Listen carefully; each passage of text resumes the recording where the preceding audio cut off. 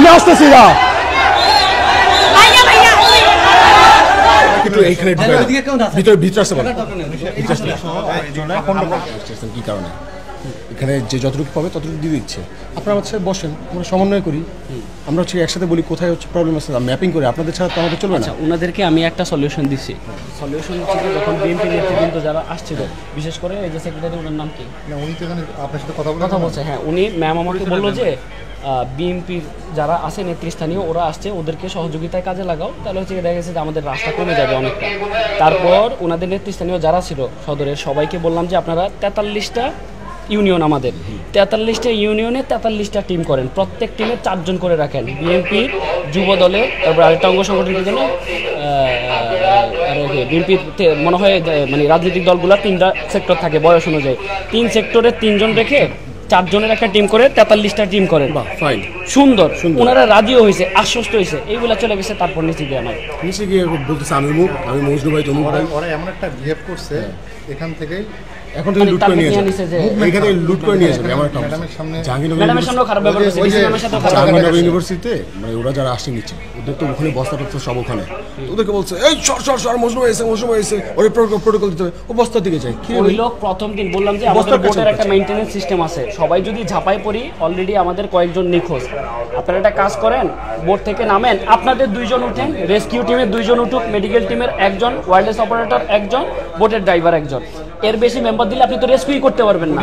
আর এখন আর আগের মতো সেলফি আর ভিডিও করার মতো সেই সিচুয়েশন নাই আমাদের এখন রেস্কিউ চলতেছে তারপরে ত্রাণ উনি বলতেছে যে এই উল্টা পাল্টা কথা কয়ো না তুমি তো এখন আইসা অনেক দূরেতে এখন কিন্তু পোলা পাইনে মারবো পরে কয়েকজন ওনারে ডাক দিছে আমি জাস্ট চুপ ছিলাম সিরিয়াসলি ভাই এই মুহূর্তে আপনি আমার এই কথা কইতেছেন আমরা কি অবস্থায় ওর কথাটা দেখলাম আমরা পুলিশ সাহেবরে কল দিয়ে ঠিক আছে ব্যাপারটা চেক করাচ্ছি এদের জন্য সাধারণ মানুষগুলো মরবে ভাই এদের জন্য সাধারণ মানুষ মরবে আমি রাগের মাথায় কইছি ফেনিচারে যেমন এটা কইছি অন্য কারণে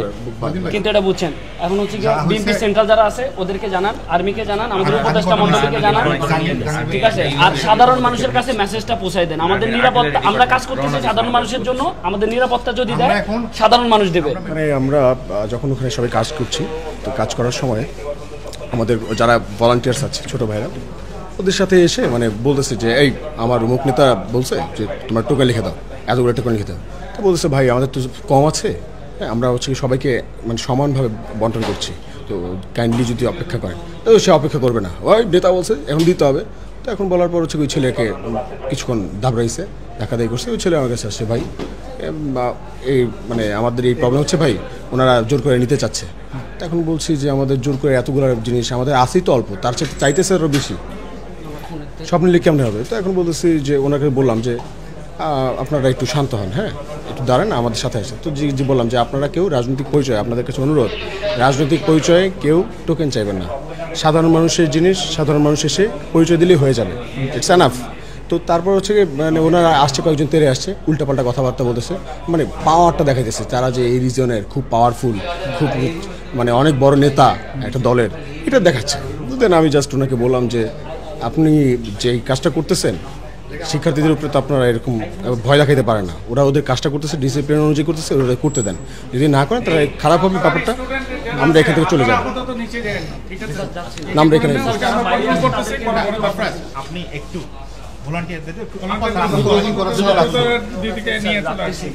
মানে যারা বাইরে আছে তাদের কিছু করতে হচ্ছে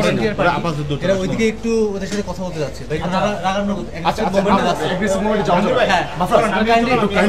সবাইকে একটু এইখানে ভিতরে ভিতরে আসতে পারেন আপনার দোকান কোথায় নামবেন না আপনার লোকগুলোকে উপরে তুলবেন ঠিক আছে আমি আচ্ছা এখানে করতেছি এই রনি ভাই ওনার ওদিকে পাঠান ওনার নামই স্লোগান আছে ওনার ওদিকে পাঠান